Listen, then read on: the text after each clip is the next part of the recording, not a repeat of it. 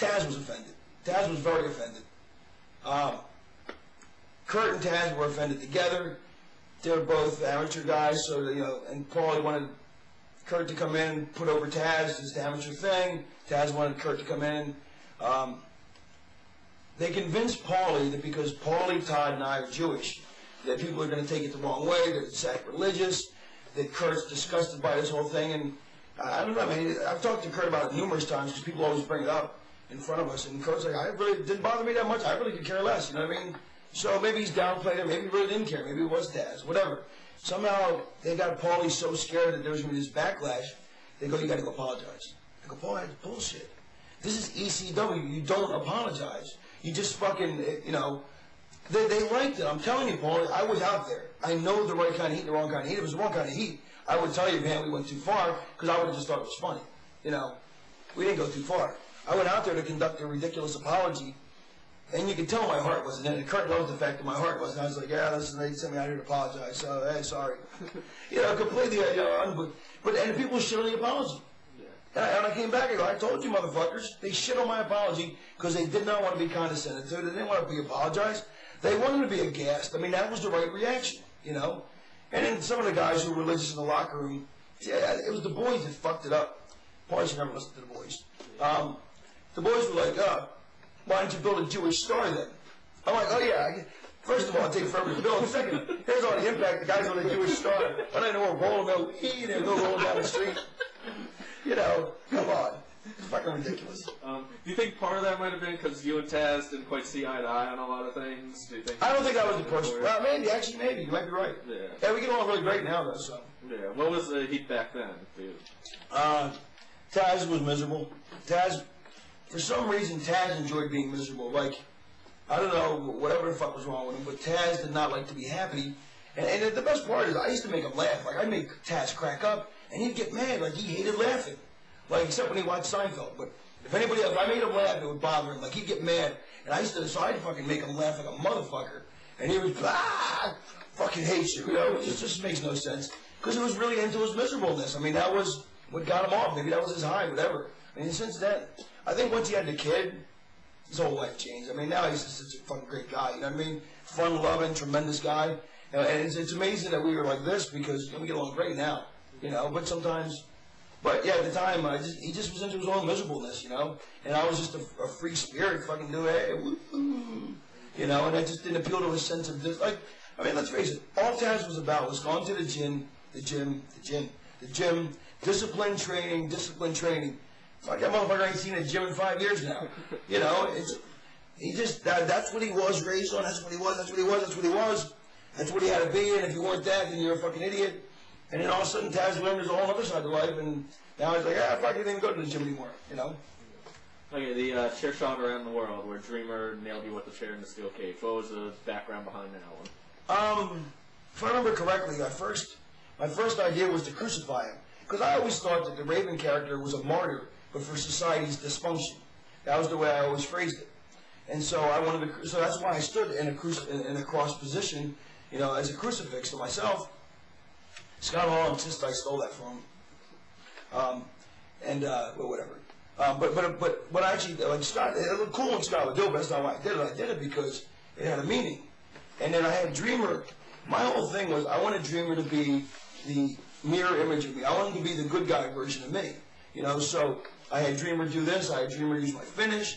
I had Dreamer, and that's why I knew we needed a backstory. Because otherwise, why would he just copy me? You know what I mean? So that's why I made up the whole summer camp thing and the whole 9 yards, because Paulie, that was all mine. Dreamer's memory seems to involve him thinking of more of this than he did. I love Tommy to death, but he didn't. This is my baby, you know what I mean? And I told him, like, this and all that was all me, and I had Tommy copy me, because it made sense, We're black and white, we're good and evil, you know what I mean? It worked on so many levels. And, chair shot around the world. So, first thing I want to crucify him. So, here's if the ring's right here, the front rope's because there's the hard camera once again, so it's all positioning. I want him, and I figured the second rope's a good height, so I handcuff one hand there, handcuff the other there. Now he's in a crucifix position. This is way before he crucified Sandman. You know, this was like a couple weeks in after I got to the show. And he actually wanted me to get color for him. He's like, see, he completely misremembers this as well. Like my memory is really faulty in many instances because of all the drugs I took. But when I remember something, I remember it. If I don't, and I'll tell you I don't. But Tommy took too many chair shots because his memory's all screwed up. Because he's convinced, he goes, hey, listen, I need you to get color for me. I said, bro, I've never gotten color for myself. He's like, never? I was like, no. He goes, not even in Portland? Because in Portland, I would have been giving myself every night, except that you couldn't get color because Billy Jack fucked that up by smartening up the commissioner, who was a real fucking piece of shit. And so, no color. If you get color, you get fucking, they stop the show and fire you, or kick you out of the territory. So, I was like, God, I never got color before. I said, I know how to do it, but I've never done it. He goes, I want you to do it because I never get any color. They call me, they used to call him Tommy Dripper, because he would get like a couple drops and that's it. And he was always afraid to march. We're going to see him. I was like, I'll get it for you. So I just zippered him from coast to coast. And I didn't know any better. You know, I never did it before. I was like, I want to make sure I get some good stuff. Just skewered him, right? And just pour it out, handcuff him up. But I was actually getting a little scared because the blood was squirting out. And he's like, look, because no matter what happens, make sure you hit me with that chair hard. I was like, yeah, all right. So I was like, man, he's pretty fucked up. He said, hit him hard. Fuck you, boom. Fucking, you know.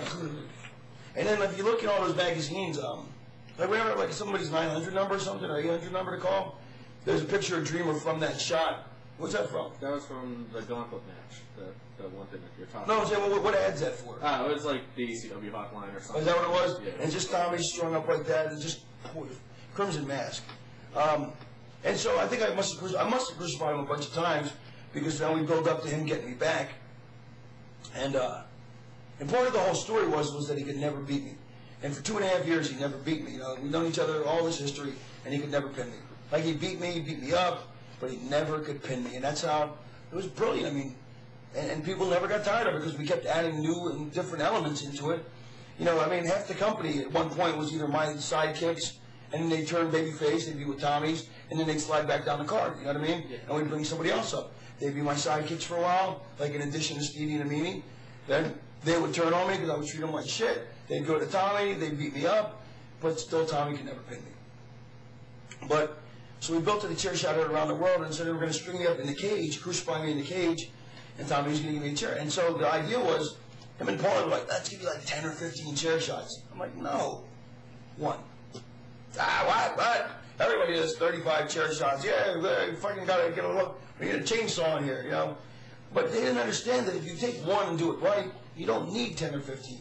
You know, it becomes mind-numbing violence. It desensitizes the people, and so you end up having to do 5 times more for every match. But they're like, well, look, if every other match is doing 5, we need to at least do more than they're doing. I go, no, we don't. Hit me one time, I will settle like you killed me, and that's all we need. And bless Tommy, because Tommy always, no matter what reservations he had, if I was sure at a point, if I was like, I believe this, Tommy goes, I'm going with you. And would always side with me, even over Paulie. And I mean, not that, but sometimes we still would lose against Paulie, but he would always side with me. And I said, just one. He strung me up, gave me that one chair shot, and it became legendary, you know? It was in the opening of the show for 2-3 years. Yep.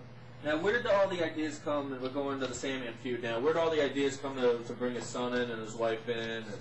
I don't remember. I know I needed a new valet. Like, I would go, like, I've always had valets, you know. Valets are great because, you know, especially if you get to sleep with them, too. You know. But anyway, I went through Beulah, went through Francine, we went through, I don't know if we had Denise yet. Was she in? No, that was after. No.